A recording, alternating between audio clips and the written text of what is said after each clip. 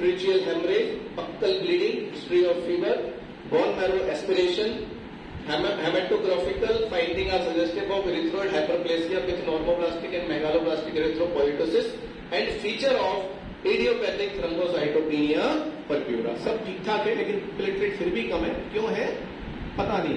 जिन tools की हम बहुत बात करते हैं, बहुत वकालत करते हैं कि अभी ये तो हमारे पास होना ही चाहिए था, इसके बिना तो हम कुछ कर ही नहीं सकते हैं, उनकी असलियत दिखा रहा हूं आपको.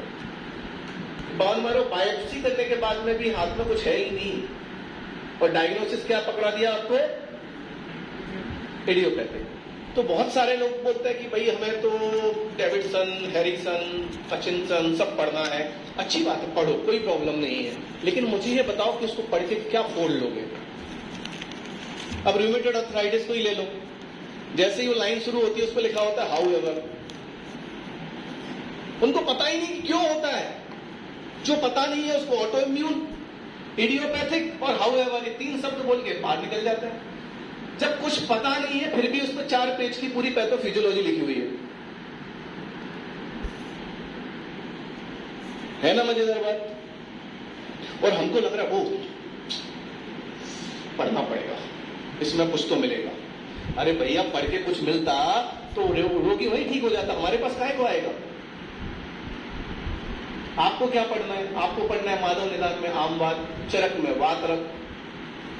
उसमें क्लियर कट बताया है कि उसका निदान क्या है और किस निदान से क्या संप्राप्ति घटित हुई है, लेकिन हमको पढ़ना ही नहीं. हमको लग रहा है कि वो किताब में जो लिखा है वो सही लिखा है. और ट्रीटमेंट क्या है? Steroids, hydroxychloroquine. ये खाके तो आदमी बर्बाद होकर ही आ रहा है. ठीक कौन सा हो रहा है एक बार बताओ. फिर भी वही पढ़ के वही करना है तो तुम क्यों आयुर्वेद पढ़ रहे हो? क्या उपयोगिता है उसकी? आपको आमवाद और वातरक्त क्यों पढ़ते नहीं हो रहा है? अच्छा इडियोपैथिक ही है, हाउ एवर है, कोई संप्राप्ति का लेना देना ही नहीं है, क्यों हुई है पता ही नहीं है, तो उसको पढ़ के फायदा क्या होगा? और आयुर्वेद में हर व्याधि का पूर्व रूप से लेके, निदान से लेके, संप्राप्ति से लेके चिकित्सा तक बताई हुई है. आमवाद की कितनी अच्छी चिकित्सा बताई हुई, लेकिन करना किसको है? पढ़ना किसको है? क्योंकि हमारा अट्रैक्शन तो और नहीं है ना. और वो भी अट्रैक्शन किस बात का है? हाउ एवर का, इडियोपैथिक का. अब बताओ पूरी मशीनरी लगा दी, सब कुछ लगा दिया, फिर भी उसके 10,000 से 1,000 पे नहीं रोक नहीं पाए प्लेटलेट्स, और यहां कुछ नहीं किया, बढ़ते चले गए और स्टेरॉइड्स भी बंद हो गए. तो क्या उत्कृष्ट क्या हुआ? फिर क्या उत्कृष्ट हुआ? इतनी धीमी आवाज आ रही. तो पढ़ते क्यों नहीं? इंटरेस्ट जगाओ उसमें. दोषपाक, धातुपाक, उसको ध्यान से पढ़ो और उसका एग्जाम्पल पूछो. इस तक दोषपाक धातुपाक का एग्जाम्पल क्या होगा? किताब में लिखा है वो तो सबने पढ़ लिया है, हमने भी कॉलेज में ऐसे रट्टा मार के पास हो गए थे. लेकिन what is the example of दोषपाक एंड धातुपाक? जीर्ण ज्वर हुआ, पेशेंट को राजयक्ष्मा हो गया. 70% case of tuberculosis converts after जीर्ण ज्वर. दिस इज कॉल्ड धातुपाक. और जब कारण पता है तो चिकित्सा तो फिर यश देगी ना आपको. इसलिए सक्सेस हो रहे हैं, इसलिए सफलता मिल रही केसेस में. तो क्या मेडिसिन दी, उसके पीछे की थॉट प्रोसेस क्या है, वो सब आपको बता दे रहा हूं. लेकिन एक दिन में इतना ही बताया और सिखाया जा सकता है. सीखने के लिए आप लोग आमंत्रित हैं. 1 साल रह के आराम से सीखो. आप भी कर पाओगे और कहीं जाके सीख सकते हो. बहुत लोग भारत को सिखाने वाले. इनका प्लेटलेट्स काउंट कितना है? 7,000. कब है? पेशेंट को अगेन पीआरपी, प्लेटलेट्स, स्टेरॉइड्स सब देने के बाद. हमने पेशेंट को ले लिया. नेक्स्ट, ये उसका बोन मैरो बायोप्सी का रिपोर्ट है. Next, idiopathic thrombocytopenia purpura. कितना अच्छा लग रहा है. ऐसा लग रहा है यही तो चाहिए था हमें जीवन में. और उसको करोगे क्या? बोरवेल पे काम तो बचता रहेगा. आईटीपी.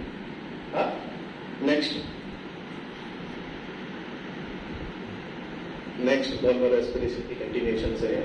नेक्स्ट, ये 7000 का है। और ये देखो after 6 days of treatment platelet count is 22,000 without any steroids, without any PRP, without any platelet, without any kind of treatment, only शुद्ध आयुर्वेद चिकित्सा। क्या मेडिसिन दी बताते हैं आगे। Next, severe thrombocytopenia. Next, after 13 days of treatment, platelet count is 40,000. Next, after 1 month of treatment, platelet count is 92,000.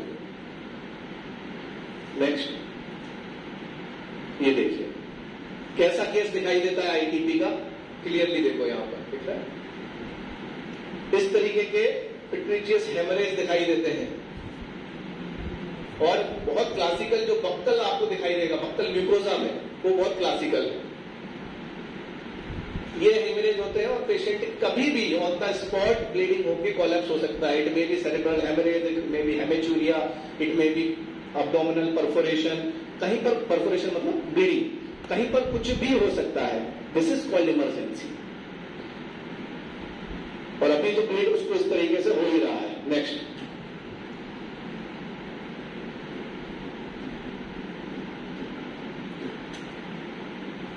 हो गया clear?